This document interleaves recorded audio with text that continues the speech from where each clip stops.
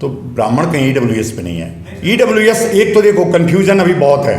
मैं चाहता हूं कि पूरे आरक्षण को ईडब्ल्यूएस बना दीजिए, वही तो दलित है, वही दलित है, ईडब्ल्यूएस ही दलित है। आप ऐसा नहीं कि वो ब्राह्मणों के लिए आरक्षण है, क्षत्रियों के लिए आरक्षण, इस भ्रम में मत रहना। वो ईडब्ल्यूएस के लिए और लगातार दलित इसके लिए आंदोलन अलग से भी कर रहे हैं। तो आप पूछ सकते हैं, मैं उसका उत्तर 2 मिनट में दे दूंगा, और नहीं तो कोई बात नहीं।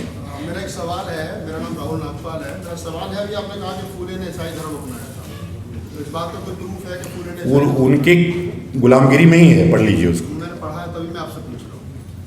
उनकी गुलामगिरी की किताब में है। अम्बेडकर ने सिर्फ महारों के लिए काम किया, आधी आबादी महिलाओं के लिए काम किया, देश के संविधान में पूरे देश के लिए काम किया।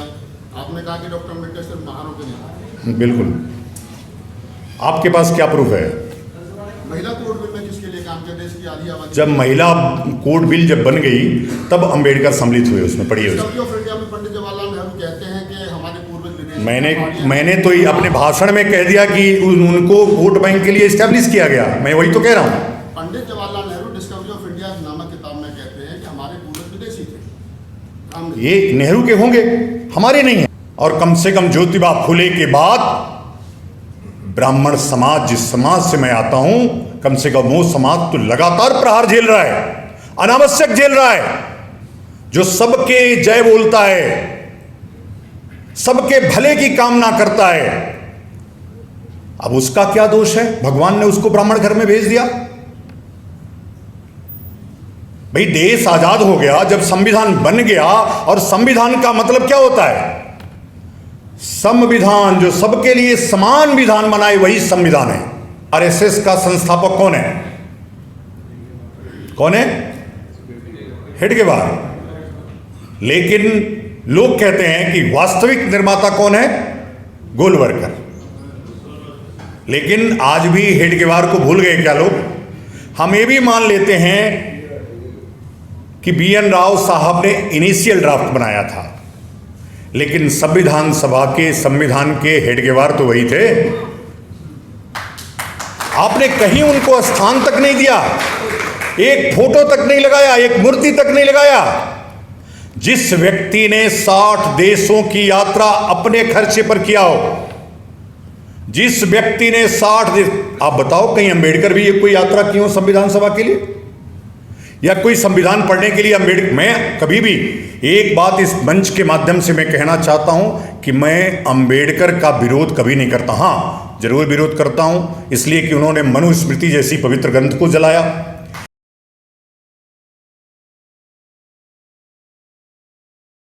परम पूज्य स्वामी जी यहाँ पर पधारे हुए हैं, और आपने इस विषय को लेकर के पूरे देश में एक हलचल मचा रखी है, तथ्य और शोध के साथ, अध्ययन के साथ पूरी तरह से।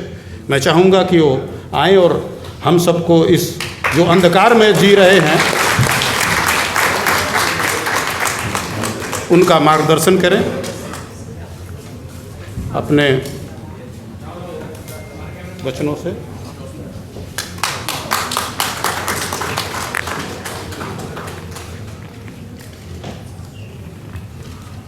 जिसको थोड़ी जल्दी हो वो जा भी सकता है, बीच में उठ के डिस्टर्ब नहीं करना, इसलिए कि पूरा 20 मिनट का एक कार्यक्रम है जो मेरे द्वारा, बाकी तो चलेगा ही। 5 मिनट आपके प्रश्नों के लिए भी है, कि आपके मन में कोई प्रश्न उठेगा तो मैं शुरू करता हूँ।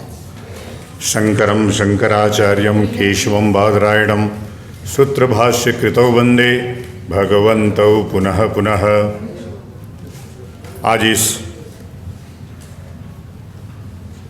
नई दिल्ली के कॉन्स्टिट्यूशन क्लब में जन सामान्य मंच, जो नवोदित मंच है, उसके तत्वावधान में आयोजित इस गोष्ठी के कर्ता धर्ता उत्तर प्रदेश के आईपीएस आदरणीय युगल किशोर तिवारी जी, इस कार्यक्रम के अतिथि आदरणीय वरिष्ठ अधिवक्ता सुप्रीम कोर्ट आदरणीय दिनेश गोस्वामी जी, अभी ग्वालियर में मूर्तियों को लेकर के हलचल मचाने वाले बार एसोसिएशन के पूर्व उपाध्यक्ष आदरणीय एडवोकेट अनिल मिश्र जी, आदरणीय मंजू शर्मा जी, इस मंच के संयोजक आदरणीय जीवकांत झा जी और इलाहाबाद उच्च न्यायालय के वरिष्ठ अधिवक्ता आदरणीय राजेंद्र पांडे जी, मेरे समक्ष उपस्थित तमाम विभूतियाँ ऐसी हैं जो हम से भी श्रेष्ठ और ज्येष्ठ हैं, लेकिन इस मंचीय डिसिप्लिन के कारण नीचे बैठी हैं। ऐसे हमारे मणिपुर के विधायक और 1985 बैच के IAS राम मोइवा जी, वरिष्ठ पत्रकार अभिषेक उपाध्याय जी, वरिष्ठ पत्रकार शुभम शुक्ल जी, वरिष्ठ पत्रकार ब्रजेश मिश्र जी, तमाम ऐसे विभूतियाँ श्वेता शर्मा जी, तमाम लोग ऐसे आए हैं जिनकी फॉलोइंग लाख्स एंड लाख्स में है। मैं भी अभी ट्विटर पे नवोदित व्यक्ति हूँ, मैं तो बिल्कुल नया हूँ, और मुझे लगा कि BN राव साहब ने ही मुझे इतना उठा दिया, तो इसलिए मैं सबसे पहले BN राव साहब को भी इस मंच के माध्यम से नमन करता हूँ।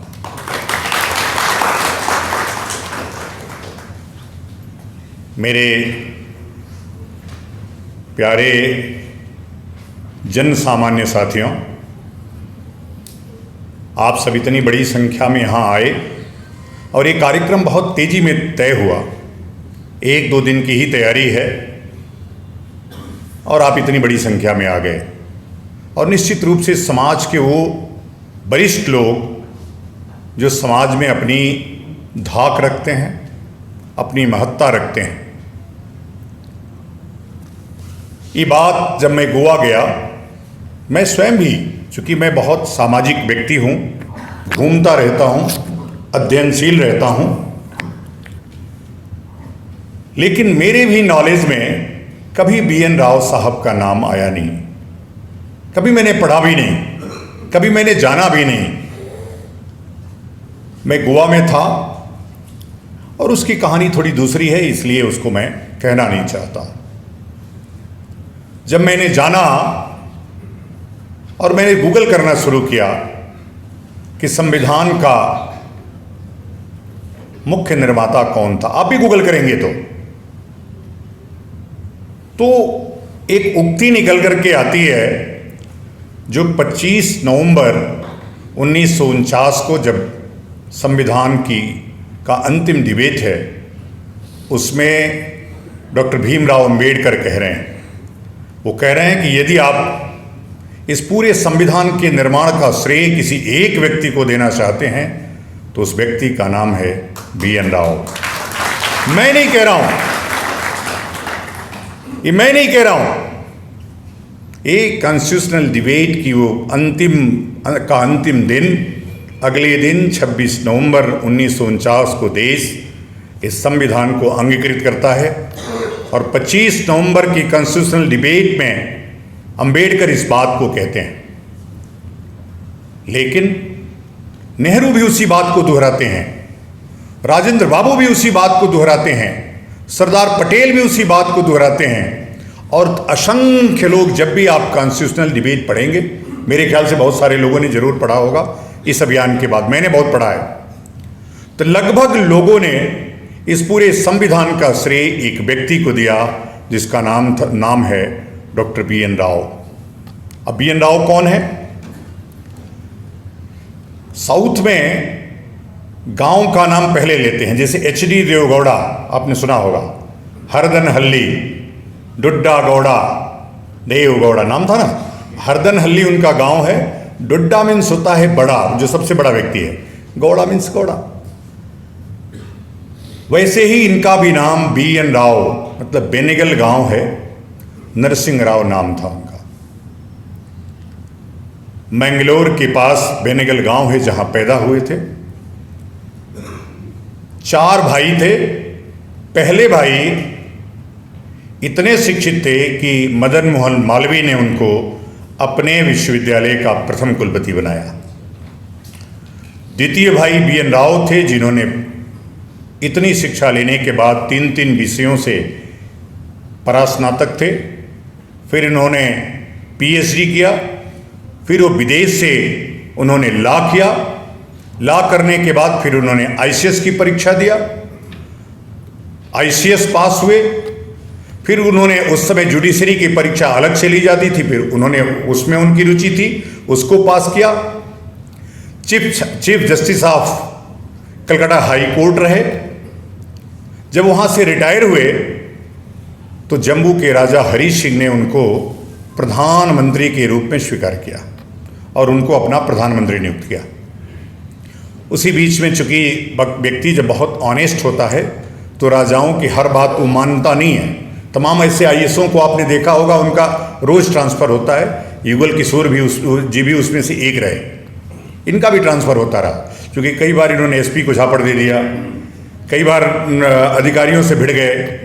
और मैंने जो देखा, कभी भी असत्य के साथ खड़े नहीं रहे। मैं बहुत दिनों से इनको जानता हूं, जब ये क्षेत्राधिकारी थे प्रयागराज में और उसमें कुंभ था, उस साल भी कुंभ था प्रयागराज का। ऐसे ही अधिकारी बीएन राव साहब भी थे और 8-9 महीने बाद फिर उन्होंने रिजाइन करने का मन ही बना रहा था, तब तक 1946 आ गया और 1946 में संविधान सभा ने उसके पहले बर्मा का संविधान लिख चुके थे, उसके पहले बर्मा का संविधान लिख चुके थे। जब यह योग्यता संविधान सभा ने देखा, चूंकि कंस्टिट्यूट हो गई थी 2 दिन 3 दिन बाद, उनको अपना एडवाइजर चाहिए था जो इस संविधान को लिख सके। अब मैं 2-3 बातें मोटा मोटी आपको बता रहा हूं, जो बहुत छोटी बात है लेकिन मोटी बात है। अब जैसे कई लोगों के मन में आ रहा होगा कि हम तो इतने दिन से नींद आ रही हो तो थोड़ा कुछ और गाना वाना बजाएं। देखो, बहुत इंपॉर्टेंट और गंभीर बात है, आगे चल के आपको डिस्कस करना है। ऐसा नहीं कि जो मैं बातें बोल रहा हूँ कोई अलग से, कोई आसमान से उतारा हूँ। ये सब बातें मैंने पढ़ के आपको बोल रहा हूँ, बस उसको सिस्टमेटिक सजा करके आपके सामने प्रस्तुत कर रहा हूँ। 1946 आया। मैं इसलिए इस बात को कह रहा हूं कि निर्माता कौन है, आप बताओ। आरएसएस का संस्थापक कौन है? कौन है? हेडगेवार। लेकिन लोग कहते हैं कि वास्तविक निर्माता कौन है? गोलवरकर। लेकिन आज भी हेडगेवार को भूल गए क्या लोग? हम ये भी मान लेते हैं कि बीएन राव साहब ने इनिशियल ड्राफ्ट बनाया था, लेकिन संविधान सभा के संविधान के हेडगेवार तो वही थे। आपने कहीं उनको स्थान तक नहीं दिया, एक फोटो तक नहीं लगाया, एक मूर्ति तक नहीं लगाया। जिस व्यक्ति ने 60 देशों की यात्रा अपने खर्चे पर किया हो, जिस व्यक्ति ने 60 देश, आप बताओ कहीं अंबेडकर भी कोई यात्रा की हो संविधान सभा के लिए, या कोई संविधान पढ़ने के लिए अंबेडकर? मैं कभी भी एक बात इस मंच के माध्यम से मैं कहना चाहता हूं कि मैं अंबेडकर का विरोध कभी नहीं करता। हां, जरूर विरोध करता हूं इसलिए कि उन्होंने मनुस्मृति जैसी पवित्र ग्रंथ को जलाया, इसलिए विरोध करता हूं कि उन्होंने कभी भी महारों के अलावा किसी व्यक्ति के बारे में नहीं सोचा।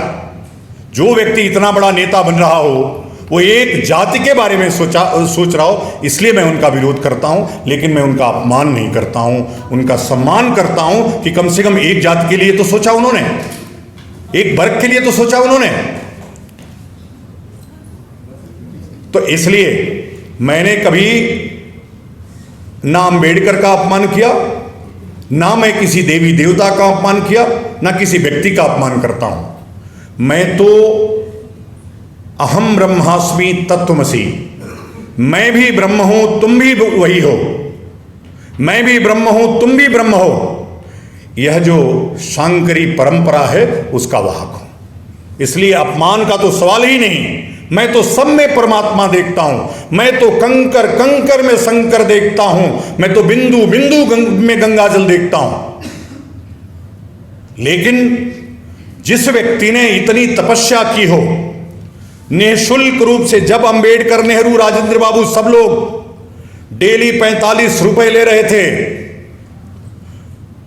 बीएन राव ने 1 रुपए न लेने का पत्र लिखा कि यह महान काम मां भारती ने हमको दिया है तो मैं निःशुल्क इसको लिखूंगा।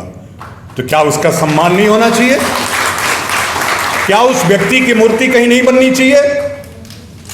दूसरी बात, जब अंबेडकर संविधान सभा में जुलाई 1947 में आए, एक बार हार गए, दूसरी बार मुस्लिम लीग के माध्यम से आए तो मुस्लिम लीग पाकिस्तान की तरफ चली गई, इसलिए संविधान सभा में नहीं आ पाए, पद खत्म हो गया। तीसरी बार गांधी ने नेहरू से कहा कि नहीं, अंबेडकर का होना पूना पैक्ट का अपमान होगा, इसलिए अंबेडकर को रखना चाहिए, और उन्होंने अंबेडकर को रखा। तीसरी बार जब जुलाई 1947 में आए और अगस्त 1947 में जब प्रारूप समिति के अध्यक्ष बने, तब तक 4 अधिवेशन हो चुके थे,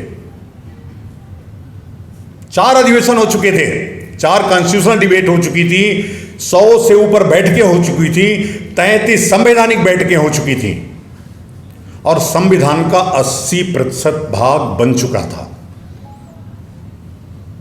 अब कल्पना करिए, ऐसे ही नहीं अंबेडकर जी ने कह दिया, ऐसे ही नहीं कह दिए कि इस संविधान के असली निर्माता BN राव साहब थे, इसलिए कि जो व्यक्ति 295 अनुच्छेद वाला संविधान बना के दिया हो, जिस व्यक्ति ने 80% से ज्यादा संविधान का स्वयं निर्माण किया हो, इसलिए पूरे संविधान सभा ने उनका धन्यवाद ज्ञापित किया, इसलिए उनको धन्यवाद दिया।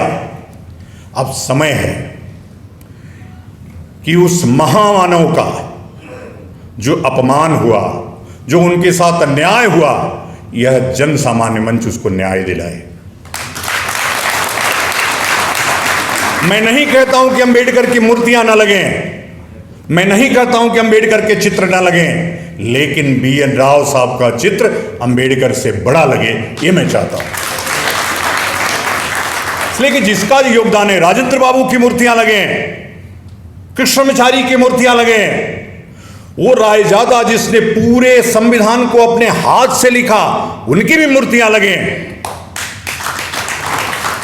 इस संविधान के निर्माण में किसी एक व्यक्ति का योगदान नहीं है, इसलिए सबका सम्मान होना चाहिए।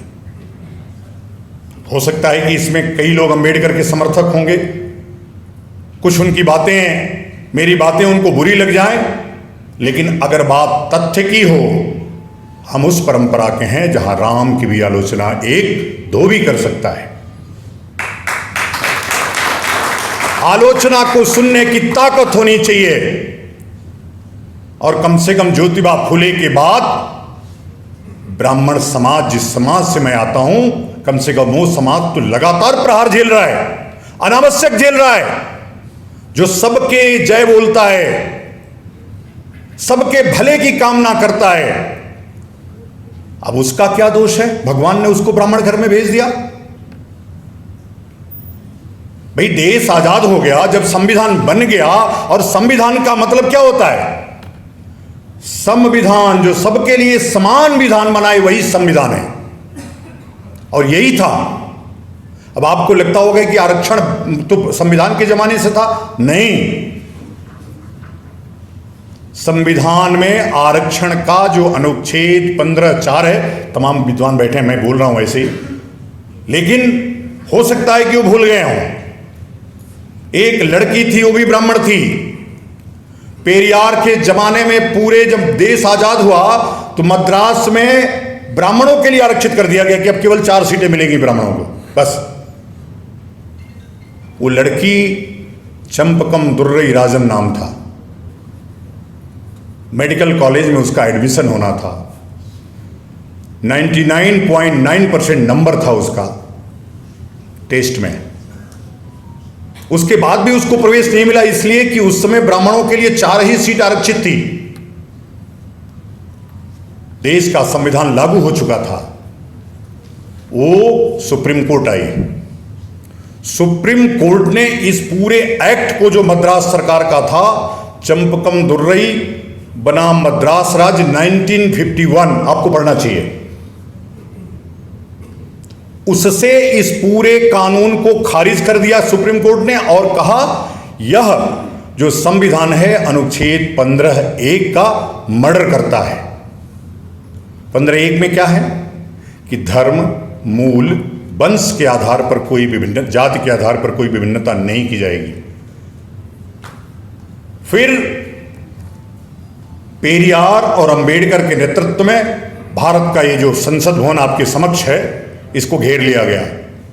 15 दिन तक बड़ा आंदोलन चला। मैं ये कोई बात अपने से नहीं कह रहा हूं, एक गजेटियर में है भारत सरकार के, जो मैं बोल रहा हूं आपको, और लाइव बोल रहा हूं इतने लोगों के समक्ष। इन्होंने घेर लिया।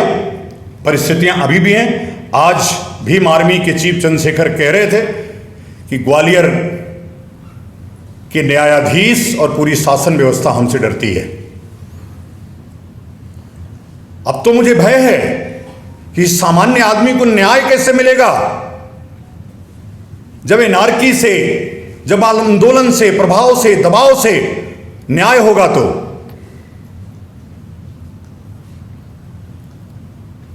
नेहरू डर गए और नेहरू ने संविधान का प्रथम संशोधन 1951 में किया, और उसमें संविधान में अनुच्छेद 15(4) और संविधान में अनुच्छेद 16(4) जोड़ा गया। और तब से शिक्षण संस्थाओं में और नौकरी में आरक्षण लागू हुआ। मैं नहीं कहता कि आरक्षण नहीं होना चाहिए, बिल्कुल होना चाहिए, लेकिन दलितों को होना चाहिए। वो दलित कौन है? कौन है दलित? तमाम ऐसे ब्राह्मण हैं, तमाम ऐसे क्षत्रिय हैं, तमाम ऐसे वैश्य हैं, और तमाम ऐसे दलित भी हैं। दलित मतलब जो अभी वर्तमान में अगड़े दलित, पिछड़े दलित, जिनकी बातें मैं उठा रहा हूं, वो खुद उठा रहे हैं, मैं नहीं उठा रहा हूं, वो खुद भी उठा रहे हैं। वो आर्थिक रूप से कमजोर थे, हैं और आगे भी रहेंगे अगर ये व्यवस्था लागू रही तो, अगर क्रीमी लेयर लागू नहीं किया गया तो। मैं कहता हूं दलित कोई जाति नहीं है। दलित वो है जो दबा हुआ है, दलित वो है जो कुचला हुआ है, दलित वो है जो शोषित है। दलित वो कैसे हो जाए जो पुलिस से गुंडाई करता है? दलित वो कैसे जो अधिकारियों को गाली देता है? देखो क्या है, कई बार विनय न मानत जलज्जड़, गए 3 दिन बीत, बोले राम सकोप तब, भय बिन हो इन प्रीत। बहुत कुछ बातें बोलने बिना, कहने बिना, टोकने बिना वो इतिहास बन जाती हैं। और वही हो रहा है इस देश में। जिस व्यक्ति का कोई स्वतंत्रता के आंदोलन में योगदान नहीं है, एक भी हो तो बता देना, मैं प्रणाम करूंगा। जिस व्यक्ति का यह इतिहास है कि जिसने चिट्ठी लिखा हो कि प्लासी के युद्ध में यदि हमारे लोग ना होते तो आप जंग नहीं जीत पाते, लगातार उसका इतिहास है कि यदि यह दलितों को लाभ होना है तो यह देश गुलाम रहना चाहिए, जो सदा गुलामी के फेवर में रहता हो। लेकिन हाय रे वोट बैंक, अब सोचो, कुरान में मोहम्मद के बारे में लिखा है, मैं बोलूंगा नहीं तो दिल्ली पुलिस मुकदमा कर सकती है। मेरे ऊपर करे तो कोई बात नहीं, इन सबों के ऊपर नहीं होना चाहिए। मैं तो मुकदमे झेल रहा हूं और झेलूंगा। अब मुझे पुलिस में भर्ती होना नहीं है।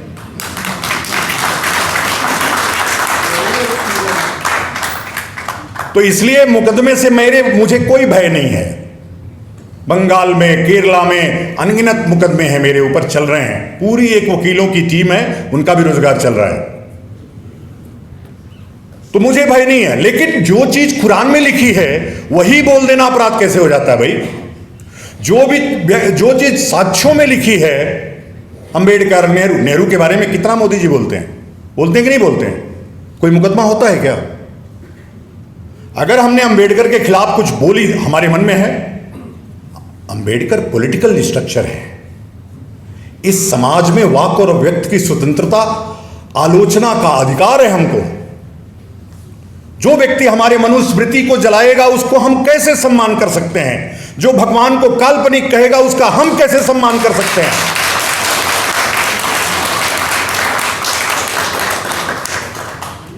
तो बात इतनी सी है कि आप इतिहास पढ़िए। BN राव का है। और BN राव को घर घर में स्थापित करिए। वो मौन टाइम्स ऑफ इंडिया ने लिखा है, आर्किटेक्ट ऑफ कॉन्स्टिट्यूशन 1953 में जो मरे हैं, भारत के पहले व्यक्ति जिनका नाम नोबेल तक के लिए गया है इसी संविधान निर्माण के लिए। अब पढ़िए इसको। इतिहास को ढक दिया गया, कालिक पोत दिया गया पूरे इतिहास पर, लेकिन मिट्टी में और कालिक पे दबा हुआ जो इतिहास है, एक दिन बारिश होगी वो सब बह जाएगा। वो बहने का समय आ गया है। BN राव को स्थापित करने का समय आ गया है। तो BN राव दूसरे भाई, तीसरे भाई BN राव के रामाराव बेनिगल रामाराव साहब, आपने 1 के नोट पे उनके भाई का नाम देखा होगा। भारत के प्रथम RBI के गवर्नर थे, प्रथम भारत के, उसके पहले सब अंग्रेज होते थे, रामाराव साहब।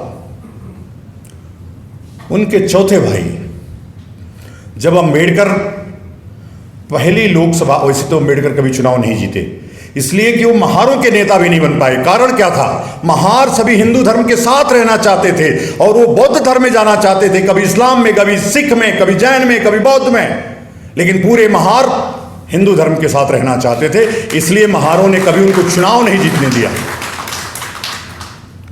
जब चुनाव 1952 में हुआ, सदाशिव राव 1.5 लाख वोटों से चुनाव जीत के आए। और उसके पहले कंधे से कंधा मिला करके BN राव साहब का सहयोग कर रहे थे, संविधान सभा में सदस्य थे।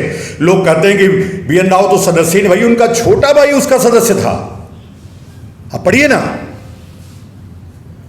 B शिवाराव उनका छोटा भाई था, जो 2 बार लोकसभा चुनाव जीत के आया, जब दोनों बार अंबेडकर चुनाव हार गए।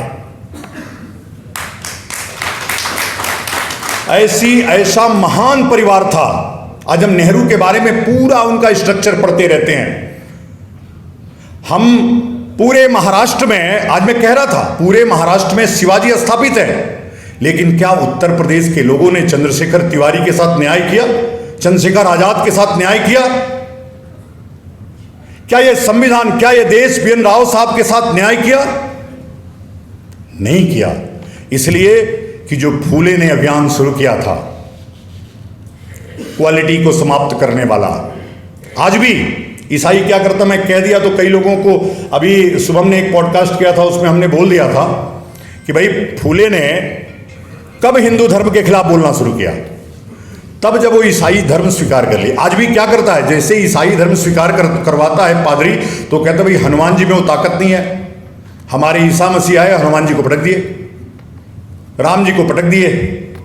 नकली दवा दे करके कहता है कि देखो तुम्हारे राम ने भेजा है, कल फिर आएगा, बोला कि तो राम की दवा से तुम ठीक ही नहीं हुए, देखो ये पैरासीटामोल लाएगा, कहेगा ये ईसा मसीह ने भेजा है, इसको खाओ, बुखार ठीक हो गया, देखे राम में कोई ताकत नहीं है, ईसा मसीह में ताकत है। यही काम फूले को सिखाया गया।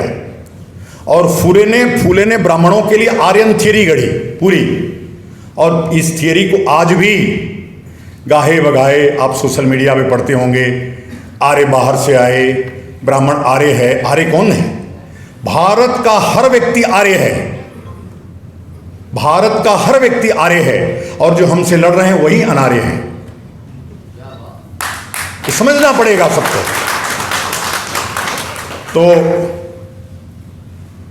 BN राव की स्थापना का एक काल है, उनके साथ हुए अन्याय को न्याय में परिणत कराने का ये समय है। मैं चाहता हूं कि आपके सभी के घर में कम से कम BN राव का एक चित्र पहुंचे।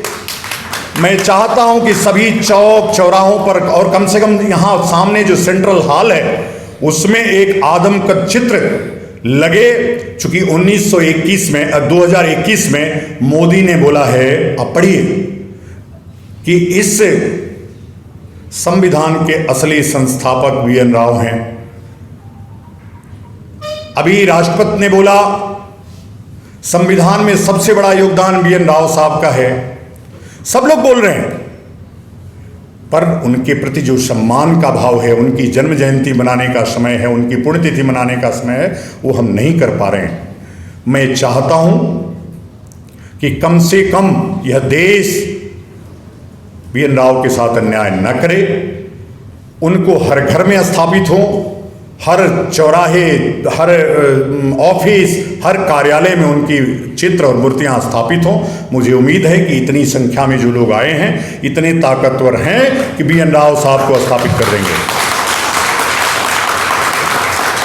अगर करेंगे तो एक बार जोर से बोलिए हर हर महादेव। इस समर्थन की जरूरत। देखो, मैं कोई ऐसे पोंगापंथी व्यक्ति को ला करके खड़ा करके नहीं कहूंगा, कभी मैं नहीं कहूंगा कि हमारा आदमी 32 डिग्रियां हासिल किया है। मैं कभी नहीं कहूंगा कि जो उनकी वास्तविकता है वही मैं कहूंगा, वही आप भी कहिए। कुछ भी उसमें लाग लपेट लगाने की जरूरत नहीं है। इतना बड़ा चरित्र है BN राव साहब का, मैं तो निमित्त मात्र हूं, मेरी तो कोई औकात नहीं है। मुझे तो आज BN राव साहब के नाम से जाना जाने लगा। मैं तो इसी के लिए धन्य अपने आप को महसूस कर रहा हूं। तो मैं फिर से इस पूरे सभा को बहुत धन्यवाद देता हूं कि आपने बहुत तन्मयता से हमारी बात को सुना। आपके मन में यदि बस 2 मिनट यदि कोई प्रश्न हो तो आप पूछ सकते हैं, मैं उसका उत्तर 2 मिनट में दे दूंगा, और नहीं तो कोई बात नहीं। मेरा एक सवाल है। मेरा नाम राहुल नागपाल है। मेरा सवाल है कि आपने कहा कि फूले ने ईसाई धर्म अपनाया था, तो इस बात का कोई प्रूफ है कि फूले ने उनकी गुलामगिरी में ही है, पढ़ लीजिए उसको। मैंने पढ़ा है, तभी मैं आपसे पूछ रहा हूँ। उनकी गुलामगिरी की किताब में है। अम्बेडकर ने सिर्फ महारों के लिए काम किया, आधी आबादी महिलाओं के लिए काम किया, देश के संग्राम में पूरे देश के लिए काम किया। आपने कहा कि डॉक्टर अम्बेडकर सिर्फ महारों के लिए। बिल्कुल। आपके पास क्या प्रूफ है? महिला कोड बिल में किसके लिए काम किया? देश की आधी आबादी। जब महिला कोड बिल जब बन गई तब अंबेडकर सम्मिलित हुए उसमें, पढ़िए उसमें। डिस्कवरी ऑफ इंडिया में पंडित जवाहरलाल नेहरू कहते हैं कि हमारे पूर्वज विदेश। मैंने तो अपने भाषण में कह दिया कि उनको वोट बैंक के लिए एस्टेब्लिश किया गया। मैं वही तो कह रहा हूँ। Pandit Jawaharlal Nehru Discovery of India नामक किताब में कहते हैं कि हमारे पूर्वज विदेशी थे। ये नेहरू के होंगे, हमारे नहीं है। नेहरू के होंगे, मेरे थोड़े हैं भाई।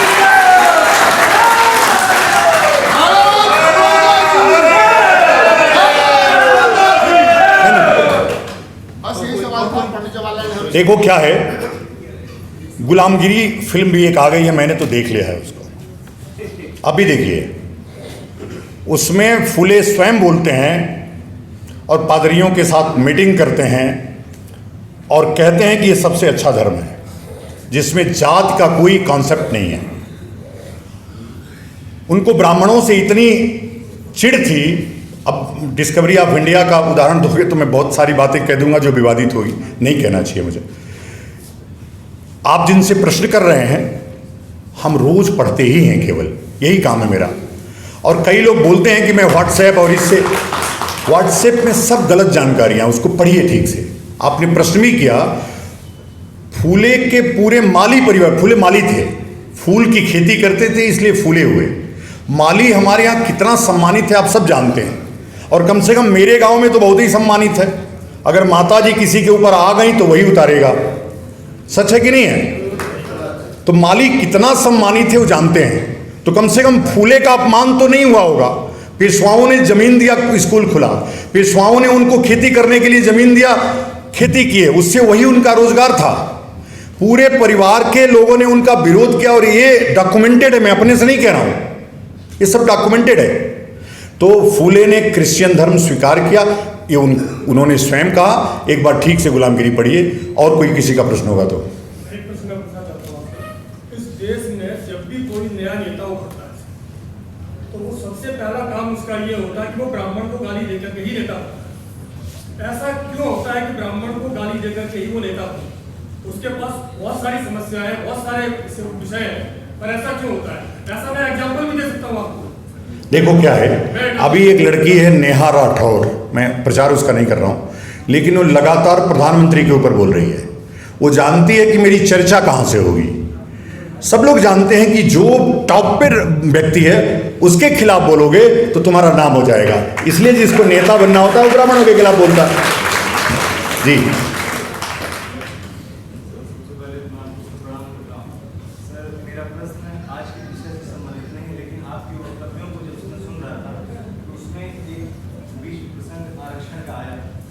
हम सारे EWS से संबंधित हैं। हम हम चाहते हैं कि जो 10% 2019 में रिजर्वेशन मिला है ईडब्ल्यूएस को, उसमें उम्र छूट। किस जाति से हैं आप? सर मैं ब्राह्मण हूँ। तो ब्राह्मण कहीं ईडब्ल्यूएस पे नहीं है। ईडब्ल्यूएस, एक तो देखो कंफ्यूजन अभी बहुत है। मैं चाहता हूं कि पूरे आरक्षण को ईडब्ल्यूएस बना दीजिए, वही तो दलित है, वही दलित है, ईडब्ल्यूएस ही दलित है। आप ऐसा नहीं कि ब्राह्मणों के लिए आरक्षण है, क्षत्रियों के लिए आरक्षण, इस भ्रम में मत रहना। वो ईडब्ल्यूएस के लिए, और लगातार दलित इसके लिए आंदोलन अलग से भी कर रहे हैं कि हमको ईडब्ल्यूएस कोटे में भी चाहिए, चाहिए तो मिले। आर्थिक रूप से कमजोर वही तो दलित और वही तो दलित, जिसको मुख्यधारा में आने का मौका नहीं मिला। वही तो मैं कह रहा हूं, मैं तो वही। आपका प्रश्न क्या है? सर मेरा प्रश्न है कि 10% का रिजर्वेशन अगर सरकार ने दिया है तो सर उन्हें उम्र छूट देनी चाहिए, जैसे 8 राज्यों में मिला है।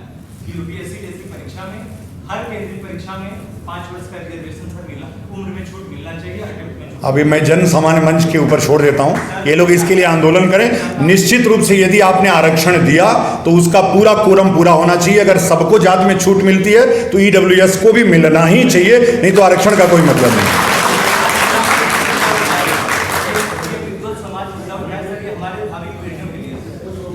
देखो हम तो आरक्षण समाप्त करने वाले हैं। हम कोई आरक्षण नहीं चाहिए, सिर्फ दलितों को आरक्षण देंगे। जो ब्राह्मण घर में होगा, क्षत्रिय घर में होगा, वैश्य घर में होगा या शूद्र घर में होगा, किसी में होगा। और देखो, जब हम वर्ण व्यवस्था की बात करते हैं तो आज जो वैकल्पिक वर्ण व्यवस्था है, क्लास 1 अफसर, क्लास 2 अफसर, क्लास 3 अफसर, क्लास 4 अफसर, इतनी तो है, और तो कुछ नहीं है। और यही वर्ण व्यवस्था है। क्या क्लास 4 अफसर, क्या क्लास 4 कर्मचारी क्लास 1 अब के साथ बैठ सकता है या उसके बगल वाली कुर्सी पे बैठ सकता है कभी? नहीं जी, यही वर्ण व्यवस्था है। वो वर्ण व्यवस्था थी, है और आगे भी रहेगी, कोई रोक नहीं सकता है उसको। तो हम तो पूरा आरक्षण खत्म करने वाले हैं, हम तो आरक्षण के खिलाफ हैं। ईडब्ल्यूएस आरक्षण सबके लिए लागू करेंगे।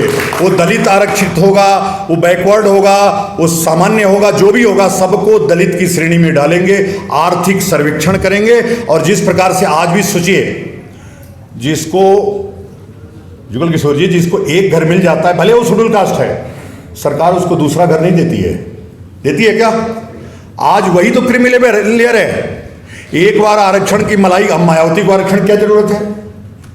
चंद्रशेखर रावण को आरक्षण की क्या जरूरत है? जो मर्सिडीज से चल रहे हैं, दुबई में घूम रहे हैं, अमेरिका में घूम रहे हैं। तो हम तो पूरा आरक्षण समाप्त करके सिर्फ ईडब्ल्यूएस लागू करना चाहते हैं। ये जातिगत आरक्षण जाति हिंसा को बढ़ावा दे रही है, इसको समाप्ति होना होगा। अब जल्दी, बस 5 मिनट है, बहुत लोग बोलने वाले हैं।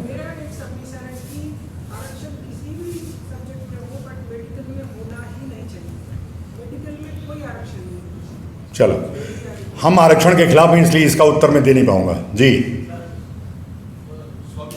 निवेदन ये है कि हिंदुस्तान आपको नहीं लगता है आहत भावनाओं का समुंदर सा बढ़ता जा रहा है? मैं किसी जाति के पक्ष में विपक्ष में नहीं बोल रहा हूँ, लेकिन यहाँ आप रीजनली देख लीजिए, आप रिलीजियसली देख लीजिए, धर्म संप्रदाय पंथ के आधार पर देख लीजिए, जाति के आधार पर देख लीजिए। क्या आपको नहीं लग रहा है कि ऐसी स्थिति बन गई है कि हर जात हर पंथ एक दूसरे में कमियां निकाल करके, और महात्मा गांधी जी ने जो कोशिश की थी एक संतुलन करके, एक बड़ी राजनीतिक बात है, ये सब करना हमारे लिए ठीक नहीं है। इसका बस एक ही कारण है, एक ही वो है कि जातिगत आरक्षण समाप्त किया जाए, सब में भाईचारा बढ़ जाएगा। मैं पक्का हूँ इससे, बस हो गया।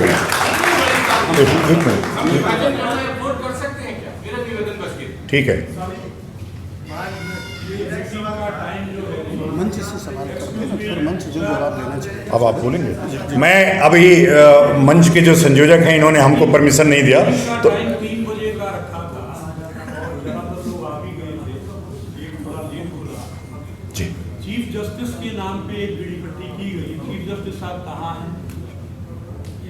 लोग तो उनके नाम पे आ गए साहब, वो कहाँ हैं? ये जवाब ये देंगे।